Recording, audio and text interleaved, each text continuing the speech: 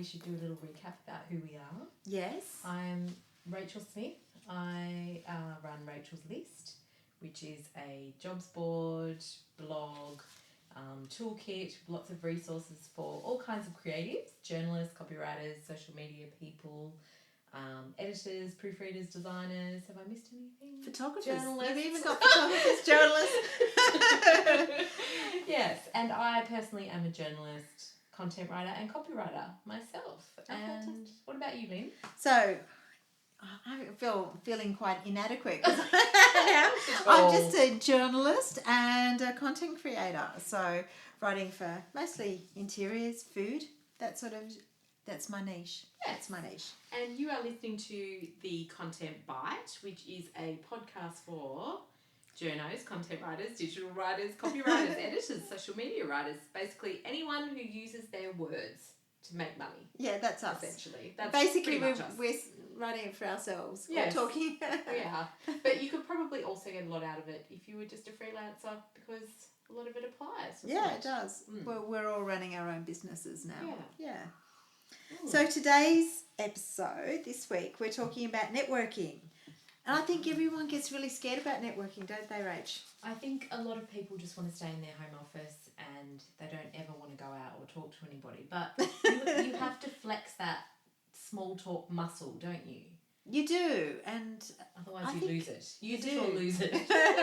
But also, whatever work you're doing, you're going to have to interact with people. So the more you actually do get out there in the real world, you get more connected with what's happening. Yes. Otherwise, you can actually get quite stale. Yes. And so it's important to network and get out. You get more work. It also keeps you more involved with people, and I think that's really important. Otherwise, things can change out there in the world and you won't know. Oh, that's really true. I also think that networking, people, you're obviously having FaceTime with people, you're meeting people, you're connecting with people, they're getting to know you. And I think that, in the grand scheme of things, people ultimately want to work with who they know. So it can only be a good thing. Yeah. Really. I think any freelancer who's gone and met their clients or their editors will definitely say that every time they meet them face to face, they get more work and they stay connected. Otherwise, people forget about you. Yep.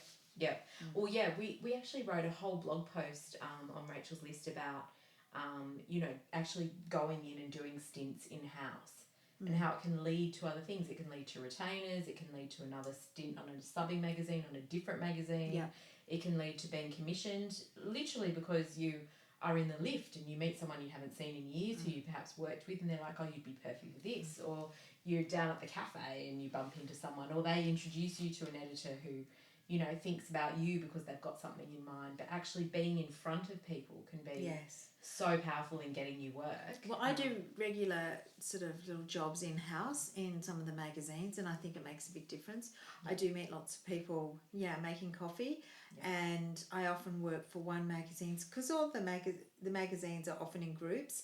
So, yes, you're working for one magazine, another person sees you from another magazine. Sometimes I just see an art director I used to work with and they say, oh, what are you doing now? And then they said, actually, we need somebody to do that. And it's all about connections. Yep. And so that's one form of networking, that going into the office networking. So if a little job comes up and it's in-house, consider going for it. It might just be a month of you being out of your home office, but it might mean months and months of work for you down the track because of those connections that you're making. But there are other types of networking that we want to talk about as well. Building your network, it does bring you work down the track. It definitely does. Yes. I've recently, there was a photographer that I heard of, and she did some photography for a client of mine.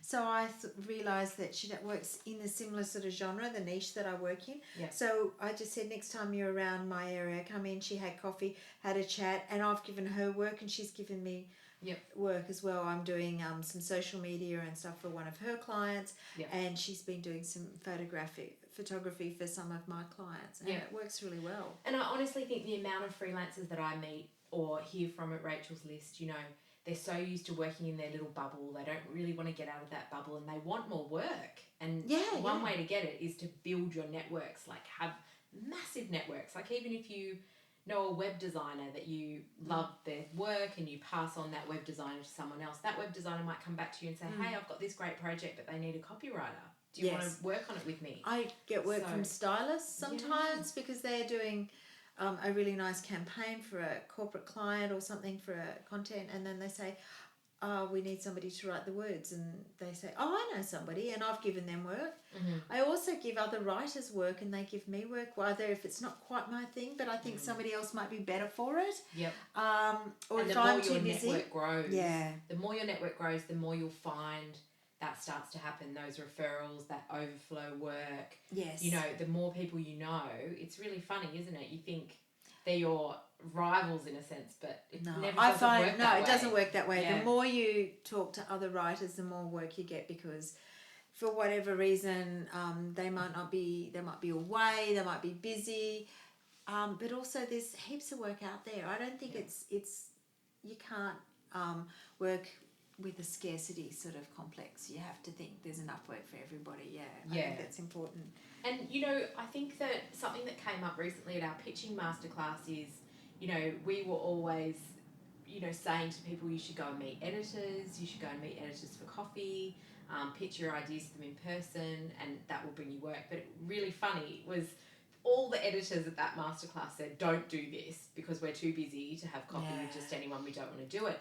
But I still stand by that. If you've got long-standing relationships with some editors, they might quite like having a coffee with you, you know, once a year or something. And I found that with clients as well. If you go and meet with clients or say, should we do this meeting in person? Should we have a lunch meeting? Even just once or twice a year, you will pick up so much more work for that client, because when you're there, you'll be saying, have you thought about this? And what about that? And how about your EDMs? What have you thought? What are you going to do with that? And eventually all of that will start to kind of come to you because you're offering solutions to them, and it helps you understand what they need and gets you more in thinking with them. I also find that some of my clients, I've had a meeting with them once a year, different corporate clients, they often want to chat to you when they're preparing their budgets. So, and that's a great time to get in front of them. So they're talking about, this is what we're going to do this year. And sometimes I've had meetings when they said, actually, we're going to change our strategy. We're going to go more digital, less print. And I thought, oh, that means less work for me. And they said, but that means we're not paying printers. We want to do twice as much digital content. Would you like to increase your work? I said, yeah, fantastic.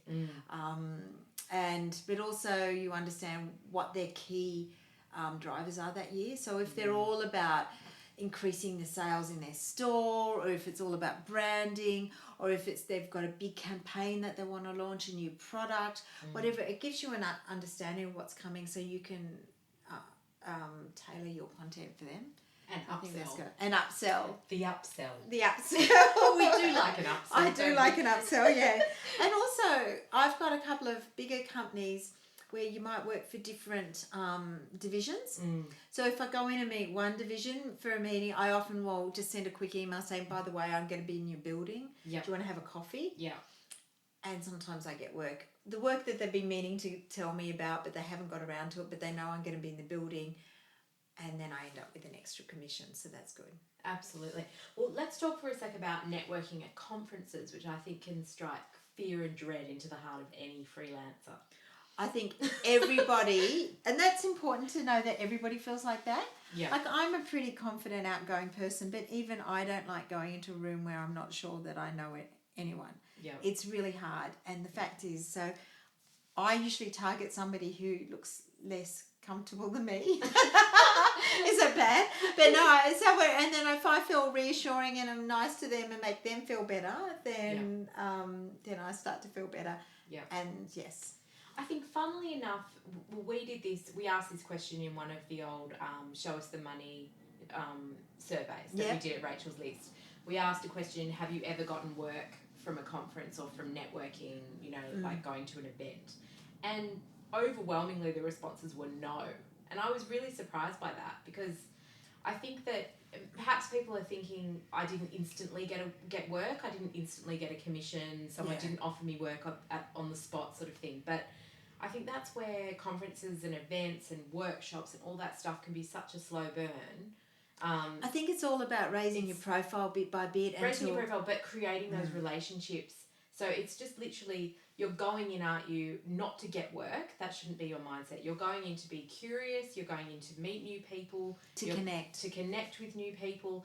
And you just extend that after the event. So you connect with them on LinkedIn, send them a nice friendly note. Great to meet you at Mumbrella or wherever you were, you know, and then you drop them a line every so often. You keep that relationship, you know, growing and building, and then you just don't know, like it might be 2 years, it might be 3 years down the track, they think, hang on, I might, you know, get Rachel to do that brochure for me, or she would be perfect for such and such's project, I'm going to refer her on, or something like that. So I think a lot of that is part of that relationship building and that face time that we think is really important.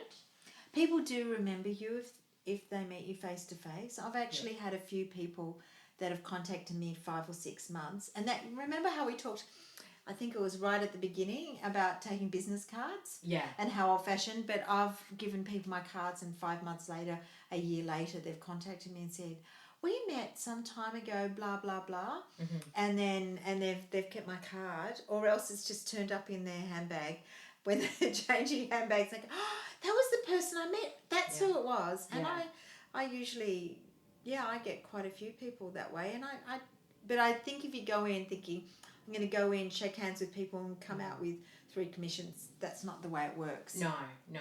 But I think as well, if you've got a really strong niche, like you're a medical writer, or say you're an environmental writer or a sustainability writer, you really need to be seeking out, you know, putting yourself in front of people that can, you know, give you work. So seeking out those conferences and those places where you can go and meet those people that are in your niche. I think that's another really key and you also thing to successful get to know what are the drivers in that niche. So if you go to a conference or a workshop or a networking, a presentation, then you start to go, okay, this is what seems to be the big issues at the moment.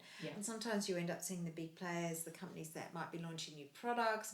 They're the opportunities, they're the ones you want to follow up with. And you later. meet the PRs, which can be another kind of source of income as well. Well, I'm getting increasingly, because I've been niching down and doing more and more interiors, I get more... I do get invitations to quite a few PR events in that, which is quite nice as a freelancer. And I do tend to go whenever I can, and I always pick up something. Like, not necessarily a job, but I pick up an extra contact or make a story better. And often some of my editors go, like I went to one last week and 3 of my editors were all there. And I think it made me look good that I was on the list. Right. I think it was good. Oh my God, we're way over time, so we're just going to talk. We're just going to give you a few tips on successful networking. Not so much in the office, but perhaps at a conference or an event, workshop. So keep your phone in your bag or pocket. Do not get into the mode of, oh, I feel out of place, so I'm just going to sit in the corner and scroll through Instagram. No. Nobody will approach somebody gazing at a screen. Exactly. So you really want to, you know, keep your phone away, and you want to approach people, as awkward as that may feel. But you want to avoid that, you know, what do you do cliches. And you want to do say other things like, you know, what brings you here, or how great was such and such's presentation that really resonated with me, you know, and start the conversation off that way. As we mentioned, always take business cards, and always send an email afterwards to someone that you've connected with or that you like on LinkedIn, and start building that relationship. And I think we have to go because we've got way over time. just for change. Yes. But thank you very much for listening in. You have been listening to Lynn and Rachel on The Content Bite, and you can find us on Facebook. Yes. At The Content Bite. At The Content Bite. Or you can email us at thecontentbite@gmail.com. Yes. And we're getting emails, Rachel. It's very exciting. We are getting emails. Feel free to contact us. Talk to you next week. Thanks very much. Bye.